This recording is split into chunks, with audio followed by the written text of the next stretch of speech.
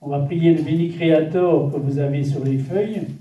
Donc on se met en présence de Dieu, de l'Esprit Saint. On lui demande son aide tout au long de la journée, au nom du Père, et du Fils, et du Saint-Esprit.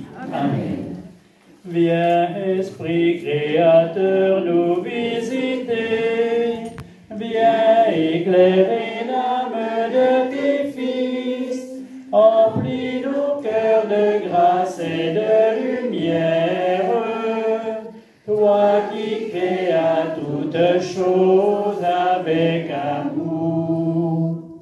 Toi le don, l'envoyé du Dieu très haut. Tu t'es fait pour nous le défenseur. Tu es l'amour, le feu, la source vive. Force et douceur de la grâce du Seigneur. Donne-nous les 7 dons de ton amour. Toi le doigt qui œuvre au nom du Père. Toi dont il nous promit le règne et la venue. Toi qui inspires nos langues pour chanter. Chasse au loin l'ennemi, mais en nous, acclaté, embrase-nous.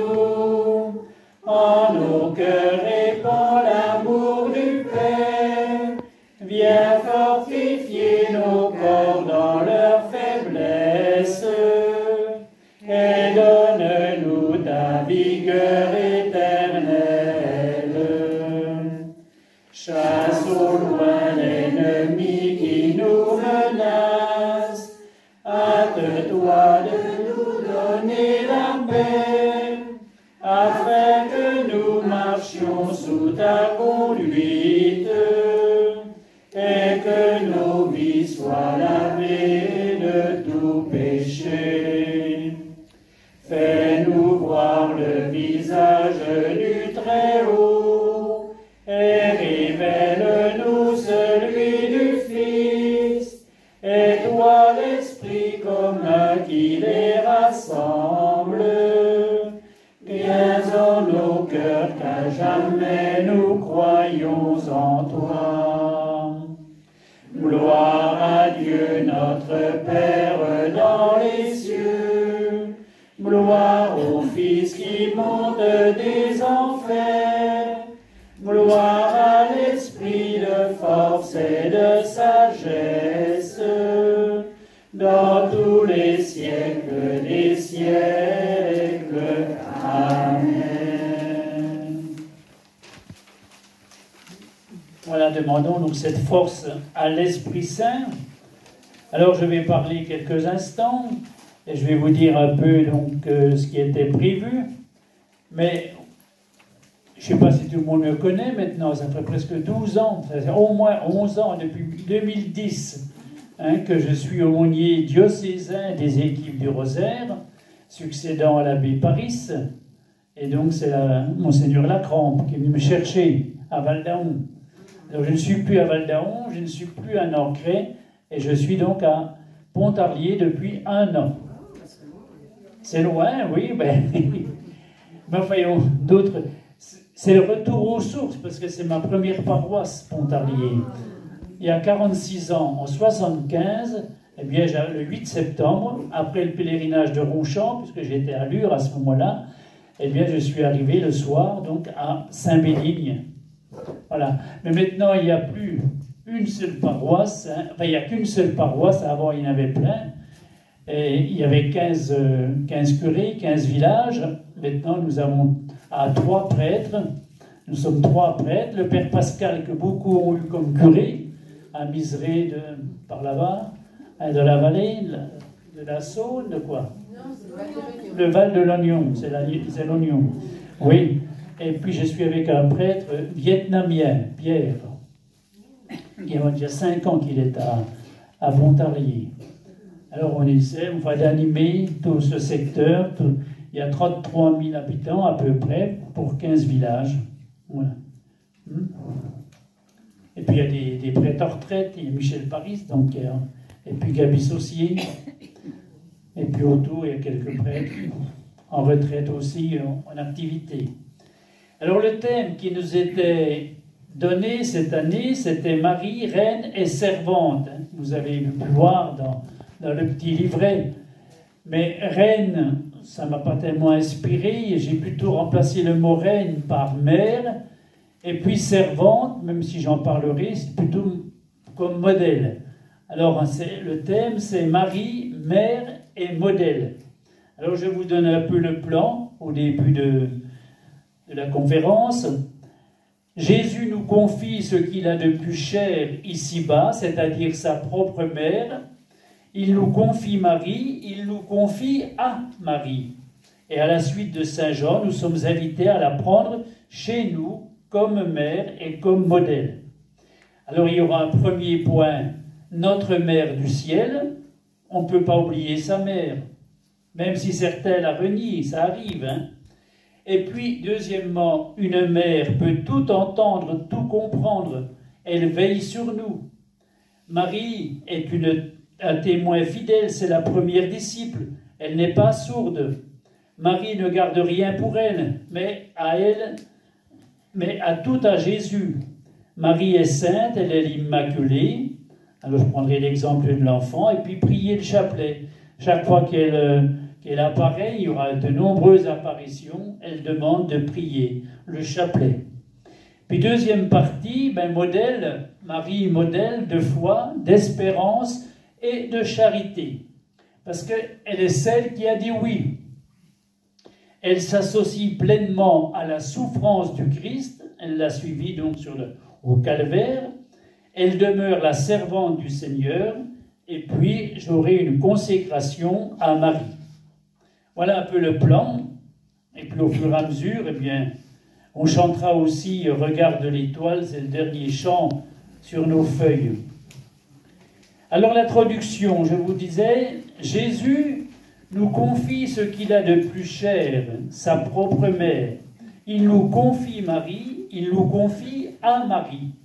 À la suite de Saint Jean, nous sommes invités à la prendre chez nous comme une mère et un modèle. Alors certains ont pu penser que dans l'histoire, que les catholiques donnaient une trop grande place à la Vierge Marie. Évidemment, il est toujours possible que des catholiques n'aient pas une dévotion qui soit ajustée envers la Vierge, souvent par manque de formation. Mais l'Église, dans son magistère et dans sa prière, lui donne tout simplement la place que Dieu lui-même lui a réservée. Ce n'est pas l'Église qui a inventé le rôle de Marie, elle ne fait que contempler le projet de Dieu. Et dans ce plan divin, Marie a une place éminente. C'est par elle que Jésus vient à nous, par elle que nous venons à Jésus. Ainsi l'ont compris tous les saints. Et puis le dernier d'entre eux, c'est sans doute Saint Jean-Paul II. Vous connaissez sa devise, parce que ce soit les évêques, que ce soit le pape, ils ont tous une devise épiscopale ou papale. On en a beaucoup parlé à l'occasion du décès, de l'assassinat aussi du père Olivier Maire, qui était de chez nous, qui était de Besançon. Alors on a parlé de la devise de Saint Jean-Paul II, vous vous souvenez? Voilà, totus tuus, tout à toi. C'était inspiré aussi parce que pourquoi Olivier Maire? Olivier Maire était un Montfortin, donc de l'inspiration de Saint Louis-Marie Grignon de Montfort, et cette devise est inspirée de Saint Louis-Marie Grignon de Montfort. Donc c'est un amour filial pour Notre-Dame qui éclairera donc la vie de Jean-Paul II, son ministère et sa prédication. Alors premièrement, notre Mère du ciel. Un disciple authentique ne peut que recevoir Marie chez lui. Si nous aimons Jésus, nous aimons sa mère. Nous le reconnaissons comme notre Mère du ciel, en la recevant ainsi de Jésus. Mais attention, Marie ne remplace pas Jésus. Marie nous est donnée par Jésus pour nous aider à aller vers lui. Mais l'homme le plus courageux, le plus solide, le plus fort, n'oublie pas sa mère. Il reste l'enfant de sa mère. Il la respecte infiniment et garde pour elle un cœur de fils capable d'attention, d'affection. Elle est celle qui nous permet de garder un cœur d'enfant, sensible, simple et clair. Comme dans l'évangile d'hier où Jésus, au milieu de toutes les discussions de ses disciples, qu'est-ce qu'il a fait? Eh bien, il a appelé un enfant, il l'a mis au milieu des disciples et il a dit, voilà, redevenez comme cet enfant. Quand je vois aussi un homme dire son chapelet, je cite l'exemple d'un de mes voisins à Vounon, dans une des premières paroisses à côté de Lure. J'allais manger chez eux tous les mardis soirs. Eh bien, ils ne pratiquaient pas ni l'un ni l'autre. Mais il me disait, chaque soir, avant de m'endormir, je dis mon chapelet. Et il y en a plus d'un qui dit son chapelet sans qu'on le sache. Et puis il y a peut-être ce jeune aussi capable, qui fait le dur et le fier, mais qui devant la Vierge se met à prier doucement. Je l'ai encore vu hier soir en préparant des obsèques d'une dame de 50 ans pour demain, et puis les enfants étaient un petit peu désemparés. Et puis à la fin, la grand-mère, leur grand-mère leur avait dit « N'oubliez pas un chant à Marie ». Alors on a cherché ensemble, parce qu'ils ont été baptisés, les enfants, mais ils n'ont pas fait de caté, pas de communion, rien. Alors ils ne savaient pas grand-chose, et on a cherché un chant à Marie, et donc on s'est mis d'accord sur un chant à Marie, comme quoi Marie a toujours sa place dans toutes les occasions qu'on peut avoir. Oui, ce jeune, avec sa sœur. Pour nous, l'Immaculée est la clarté de nos vies. Elle est celle qu'on ne peut contempler qu'avec un regard clair, ou plutôt un regard qui rend clair notre regard quand on la contemple. Une mère, je vous disais aussi, peut tout entendre et tout comprendre. La Vierge Marie, par la volonté de Jésus, nous regarde désormais comme ses enfants. C'est ainsi qu'elle veille sur nous. Elle n'est indifférente à rien, attentive à tout. Pensons à Cana. Qui d'autre que Marie peut nous apprendre à connaître Jésus? Qui d'autre le connaît aussi bien qu'elle? Elle est en quelque sorte la première disciple, celle qui a toujours suivi Jésus de la joie de Noël, puisqu'elle l'a mis au monde, à la douleur du calvaire, où elle est devenue notre mère. Elle peut donc nous apprendre à le suivre à notre tour. Elle le fait avec un cœur de mère, attentive à chacun, puisque nous lui avons été confiés personnellement. Qui pourrait imaginer une mère sourde aux appels de ses enfants? Marie entend nos prières, les présente à son Fils. Regardez donc, je disais, Marie à Cana, au chapitre 2 de Saint Jean. Avec son cœur de mère, elle voit, elle comprend tout. Elle comprend tout de suite la situation du jeune couple qui n'a plus de vin. Il faut se rappeler qu'en Palestine, un mariage durait au moins 8 jours. Et pendant ces 8 jours, eh bien, il y avait la famille, les premiers jours, puis après, dans la semaine, il y a tout le village qui était invité à célébrer les noces. Ils prenaient leur temps, hein, mais le vin vint à manquer. Alors Marie, elle regarde, elle comprend la situation. Elle s'approche de Jésus, elle ne réclame rien, mais elle lui expose simplement la situation. Jésus réagit mal pour nous, mais elle ne s'offusque pas de la réaction de son Fils, qui ne se veut pas prêt à réaliser un miracle. Il dit « Mon heure n'est pas encore venue. Ce qui se décidera, eh bien, sera le mieux. » Mais Marie le connaît si bien. Elle dit au serviteur, tout ce qu'il vous dira, faites-le. Elle sait qu'il va le faire, même s'il n'est pas d'accord, même si ce n'est pas son heure. Et c'est bien ce qu'elle pressent dans son cœur, qu'il se laissera toucher. Cependant, elle n'impose rien. elle n'explique pas à Jésus ce qu'il devrait faire, non. Nous savons qu'elle le présentera à son Fils. Elle nous encouragera aussi à entrer dans la confiance.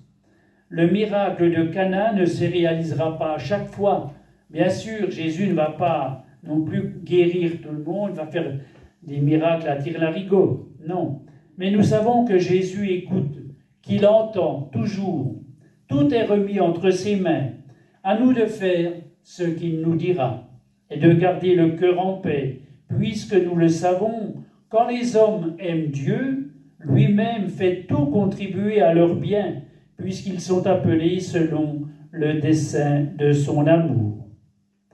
Regarde l'étoile, invoque Marie, si tu la suis, tu ne crains rien. Regarde l'étoile, invoque Marie, elle te conduit sur le chemin. Si le vent des tentations s'élève, si tu heurtes le rocher des épreuves, si les flots de l'ambition t'entraînent, si l'orage des passions se déchaîne, regarde l'étoile, invoque Marie, si tu la suis, tu ne crains rien. Regarde l'étoile, invoque Marie, elle te conduit sur le chemin. Quand on prie Marie, Marie ne garde rien pour elle. Elle intercède auprès de son Fils, car c'est lui seul qui sauve. Jésus, ça veut dire Dieu sauve. C'est Jésus qui sauve. Rien à elle, mais tout à Jésus. Elle nous fait contempler Jésus, elle nous apprend à le prier, à nous mettre à son écoute. Comme une mère, Marie éduque les chrétiens que nous sommes. Elle, fille bien-aimée du Père, nous apprend à vivre en enfants de Dieu. La mère de Jésus nous reçoit comme ses enfants, c'est-à-dire frères et sœurs du Christ, ce que nous sommes par le baptême. À la Pentecôte, elle est là, au milieu avec les apôtres. Elle veille sur l'Église qui commence. Marie est sainte, elle est l'Immaculée. Donc, le dogme est sorti en 1850, à 8 ans, avant les apparitions de Lourdes. Et la voilà pourtant qui partage le quotidien de ces apôtres, de ces femmes qui suivent Jésus. Oh, ils sont tous pécheurs, blessés, pauvres, mais ils sont aussi généreux et fervents. La sainteté de Marie ne la détourne pas des pécheurs. Elle ne la rend pas inaccessible. Il y a quelque chose d'étonnant à contempler cette proximité.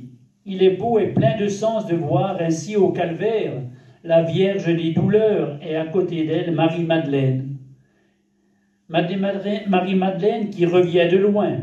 Marie l'a accueillie, elle la regarde comme son fils la voit, c'est-à-dire désormais pardonnée. Et surtout digne parce qu'aimée. Marie immaculée, refuge des pécheurs.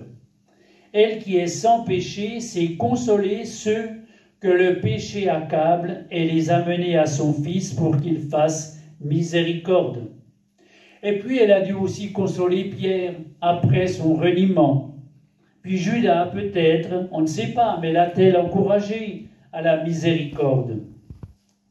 J'ai souvent été ému par le témoignage de personnes qui s'étaient éloignées de Dieu, qui vivaient en portant leurs péchés, de lourds péchés sur la conscience, mais qui, même au fond du gouffre, et ça on le voit dans le sacrement de la réconciliation, eh bien ils avaient gardé l'habitude de prier à « Je vous salue ». « Je vous salue Marie », avant de se coucher, par exemple.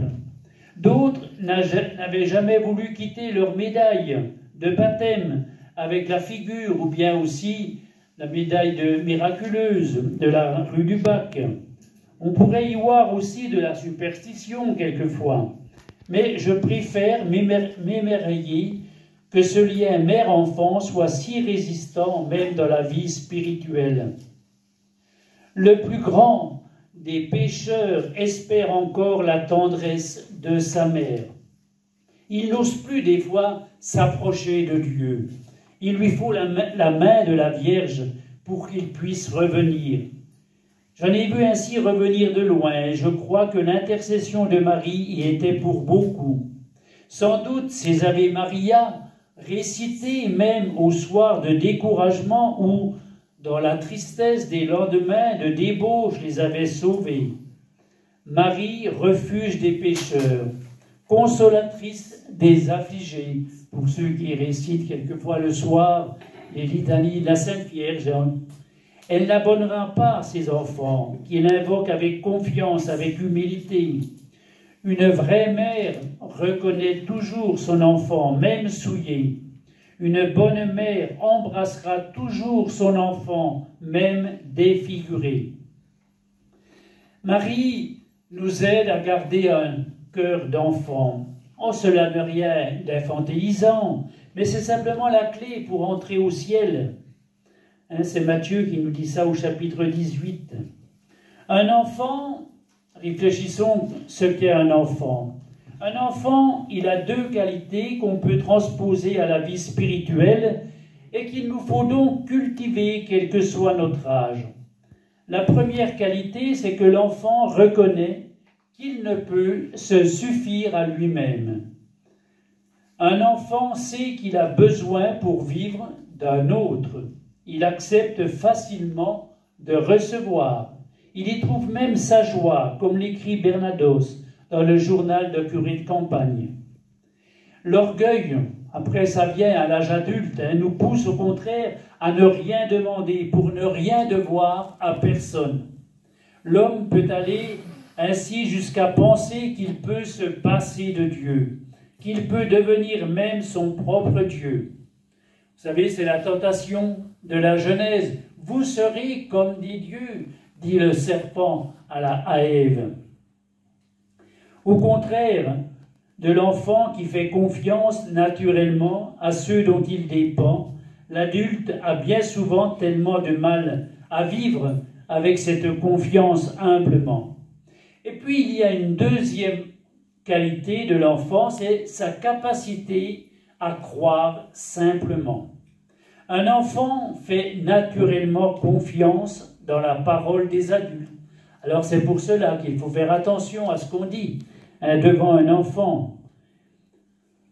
Même pour s'amuser, l'enfant croit l'adulte.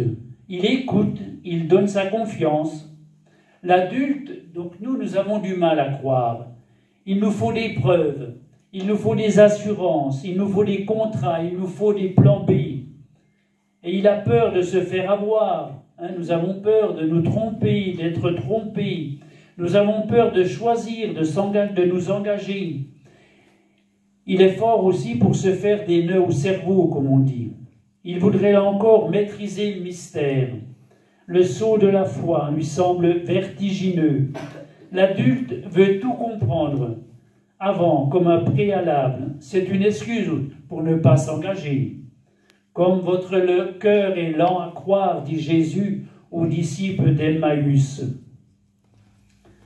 Il ne s'agit pas de renoncer à creuser sa foi avec une intelligence d'adulte, mais il nous faut cultiver cette confiance, cette simplicité essentielle face au mystère dont il nous sera donné d'entrer. Il nous faut savoir recevoir. Auprès de sa mère, on garde un cœur d'enfant. Et la dévotion mariale nous maintient dans cet esprit d'enfance. Inversement, un orgueilleux trouvera vite insupportable toute prière à Marie. Un vaniteux ricanera devant le récit des apparitions ou les gestes demandés par la Vierge de Lourdes. Aller creuser là dans la terre à Sainte Bernadette, tout le monde rigolait, puis voilà qu'il en est sorti de l'eau miraculeuse. Elle a bu de cette eau. Un suffisant réclamera qu'on le débarrasse de toutes ces méditations inutiles, qu'elles ont été offertes comme un don précieux par Jésus lui-même. Et c'est pour cela que la piété mariale est un indicateur qui est tout sauf anodin pour la vie spirituelle. Celui qui la balayerait d'un revers de main, prétextant ne pas en avoir besoin, inquiète vraiment. Tous, bien sûr, n'ont pas été éduqués à la prière mariale, non. Il n'est jamais trop tard pour découvrir combien Marie nous mène à Jésus, comment découvrir ce chemin et le reprendre. Alors le deuxième couplet. Dans l'angoisse, péril, le doute, quand la nuit du désespoir te recouvre, si devant la gravité de tes fautes, la pensée du jugement te tourmente, regarde l'étoile, invoque Marie, si tu la suis, tu ne crains rien. Regarde l'étoile, invoque Marie, elle te conduit sur le chemin. Ça va jusqu'ici? C'est vrai, ça ne dort pas encore, non? Le matin comme ça, hein, il faut mieux parler le matin, remarquez que l'après-midi après une choucroute, mais... Alors le premier moyen est celui que la Vierge Marie elle-même nous recommande, c'est savoir, je vous le disais au début, la prière du chapelet. Il n'y a pas beaucoup d'apparitions où Marie ne parle pas de prier le chapelet pour les pécheurs. À Lourdes, par exemple, à Fatima, Notre-Dame demande aux enfants de prier le chapelet. L'Église aussi encourage bien sûr cette prière.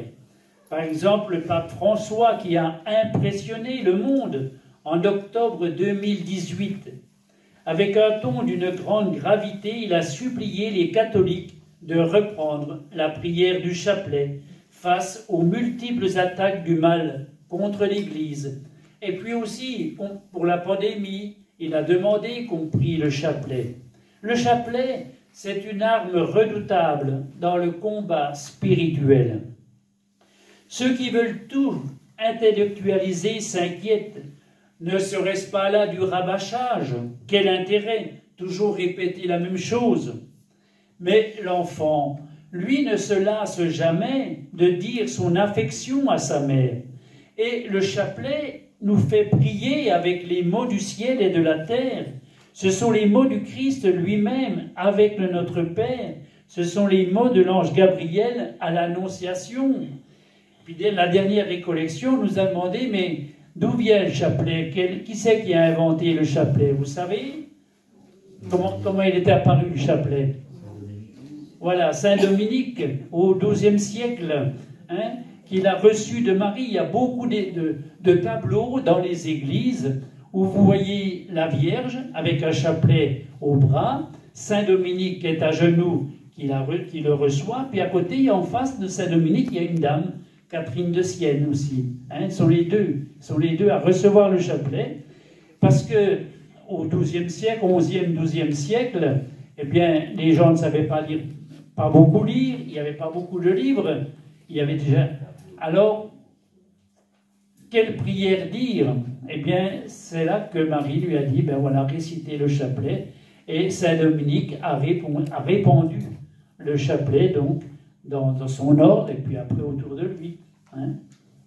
C'est la prière du pauvre, quand on ne sait plus quoi dire, ou bien quand on n'a pas de Bible pour lire de prière, on dit le chapelet, tout simplement.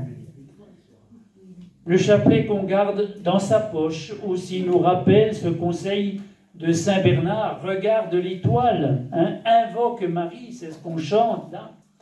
Il nous invite à prier là où nous sommes, tels que nous sommes, des fois incognito, dans la main, ou bien désigné simplement au doigt, en remettant nous-mêmes et ceux que nous aimons sous la protection maternelle de la Vierge.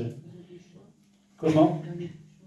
Ah oui, hein, oui, l'histoire, oui, je me rappelle Dans les bouchons, par exemple, Dominique Forêt, vous avez connu, qui était de Besançon, qui était à Saint-Claude. Hein, eh bien, j'étais avec lui à Lure, donc il y a une trentaine d'années, ben, dans les années 80, hein, 40 ans bientôt, oui, 40 ans. Et puis un jour, il y avait à Lure, il y avait un passage à niveau. Et puis il barrait toujours, il durait assez longtemps, et puis ça barrait la grande route assez longtemps, la grande rue.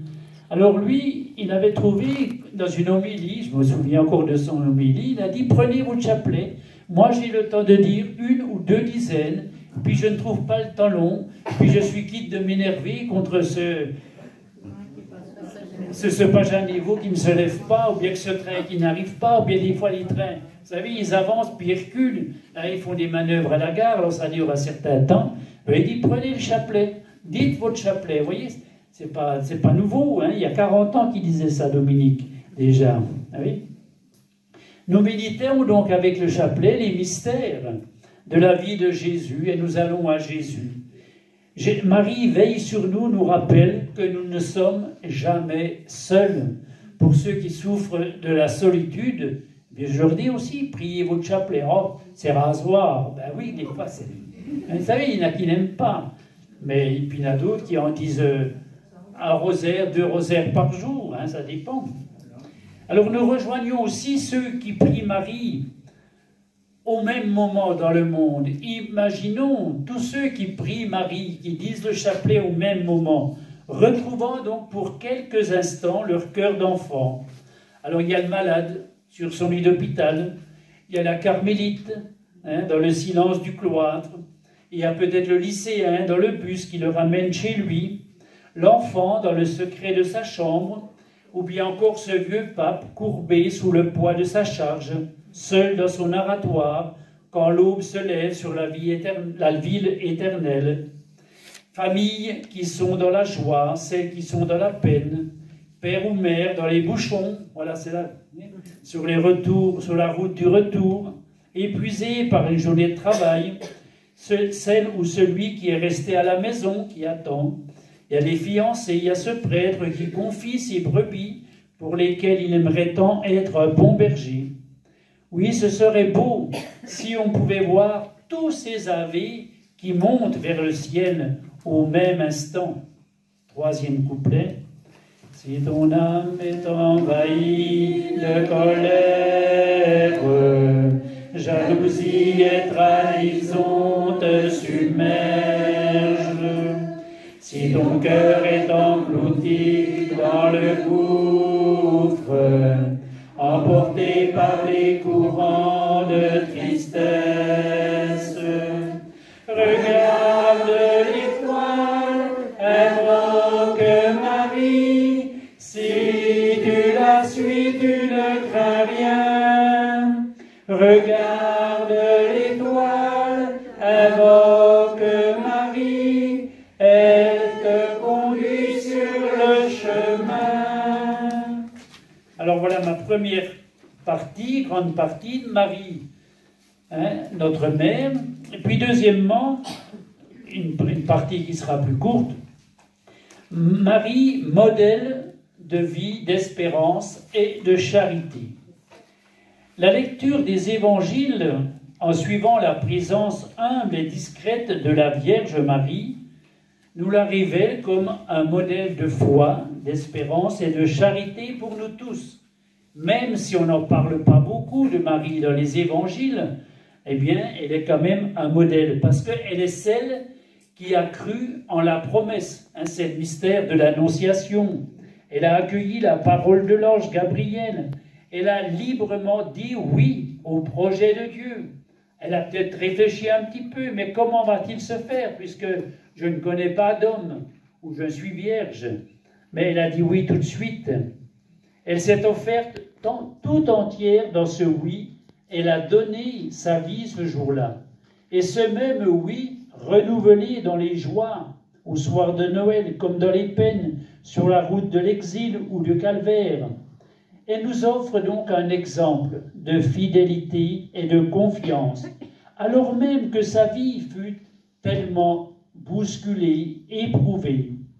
Marie n'a certainement pas toujours compris dans l'instant le plan de Dieu. Spécialement aussi, on cite bien sûr le recouvrement de Jésus au temple.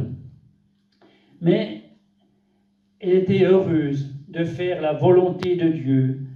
Puis même au pied de la croix, eh bien, elle tient dans l'espérance. Pourquoi? Parce qu'elle sait, Jésus n'a pas donné sa vie pour rien. Il sauve le monde.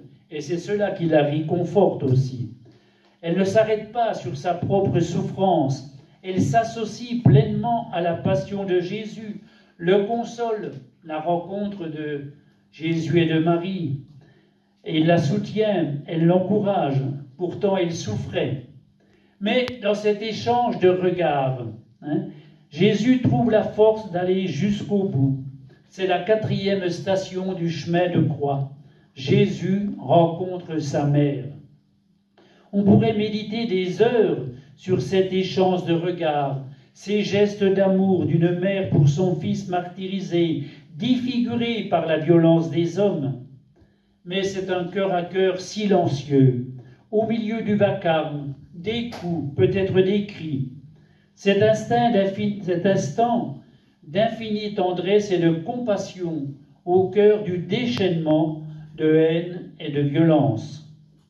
Jésus voit que sa mère comprend ce qui est en train de se passer, mais cela lui suffit.